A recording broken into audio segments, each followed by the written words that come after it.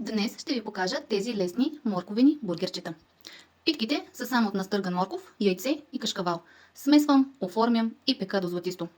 Аз съм ги направила с твърдо яйце, така че няма нужда от течен жълтък. Бургерът пак е достатъчно сочен и много вкусен. За соса съм направила нещо като дзадзики.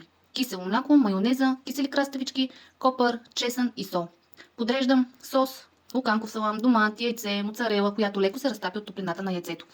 Идеята е, че всеки може да си го направи както му харесва. Като бургер, като сандвич или като кюфтенце.